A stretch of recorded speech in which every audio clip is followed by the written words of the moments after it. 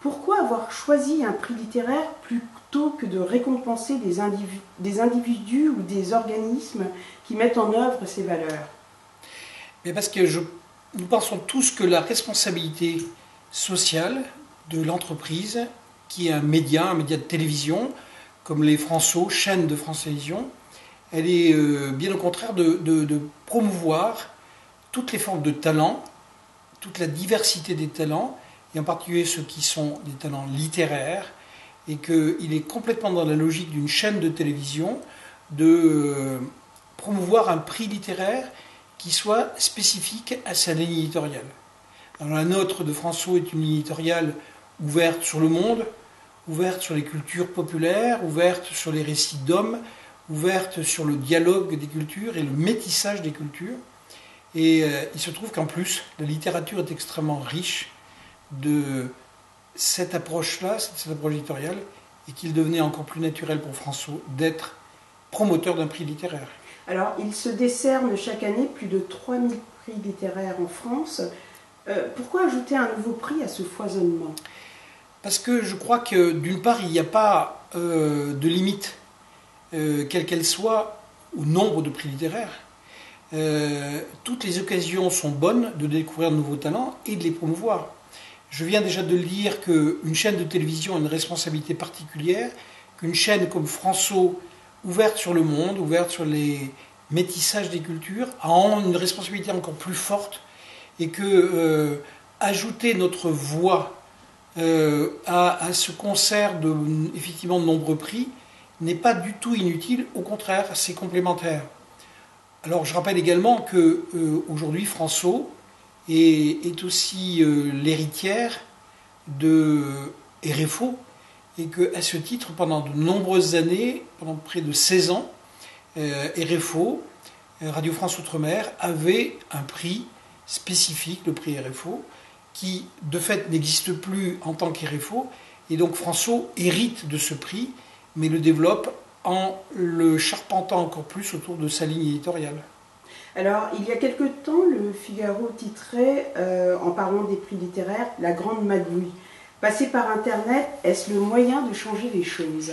Évidemment. Passer par Internet, c'est accéder directement au lecteur, au grand public, qui finalement est le seul vrai juge de la qualité des œuvres littéraires, ou des œuvres en général, mais des œuvres littéraires en particulier, puisque c'est parmi eux qu'on trouve les acheteurs. Donc, demander à une sorte de grand jury populaire via l'Internet que de choisir les livres qui correspondent le plus à ce nouveau prix de François, il n'y avait rien de plus naturel. Nous avons donc passé ce partenariat avec la société Babelio, qui va nous aider à être neutre et justement à sortir des magouilles dont vous avez parlé. Je crois que ces magouilles existent moins qu'elles n'existaient auparavant, mais justement toucher directement le grand public, c'est complètement cohérent avec notre ligne, et en plus utiliser l'Internet, c'est-à-dire les médias numériques, c'est aussi montrer que nous sommes une chaîne particulièrement inscrite dans la modernité. Alors, vos fonctions vous ont amené à côtoyer les acteurs de la diversité en métropole et en outre-mer. Aurons-nous un jour la possibilité de lire vos récits de ces rencontres? Je crois qu'il est nécessaire, prudent et d'une modestie absolument basique que chacun reste dans son rôle.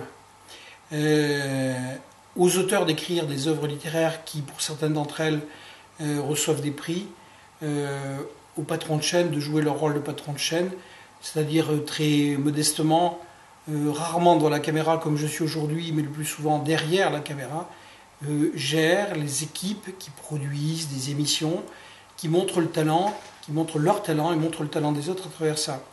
Donc j'ai peur que les rares qui ont quelques envies de lire mes œuvres en tant que telles, doivent encore être patients, car il passera de nombreuses années avant qu'ils aient le livre en main pour en découvrir la modestie et la médiocrité.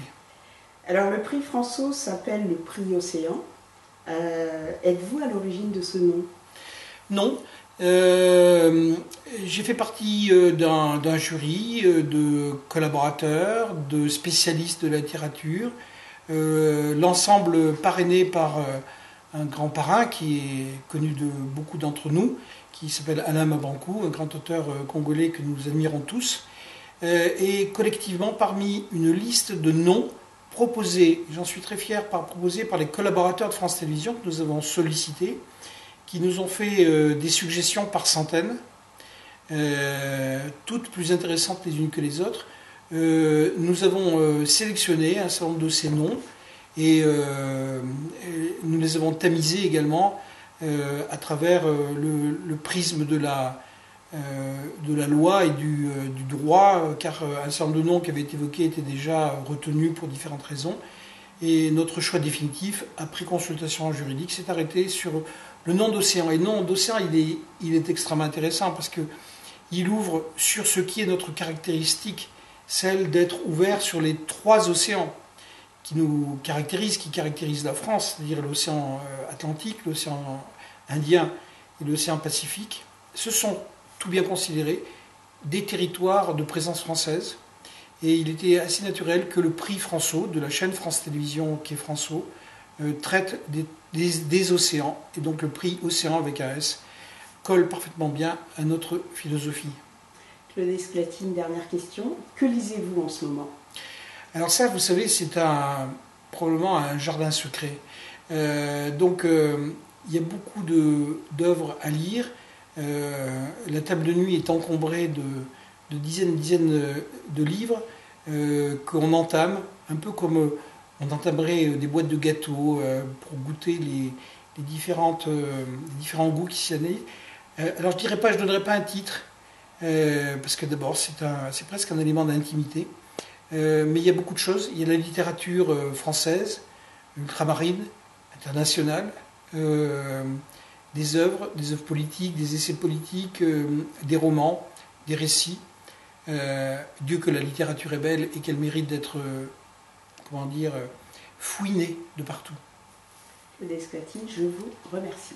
Et bon prix Océan à tous ceux qui nous regardent. Longue vie au prix Océan. Longue vie au prix Océan. Merci. C'est bon ?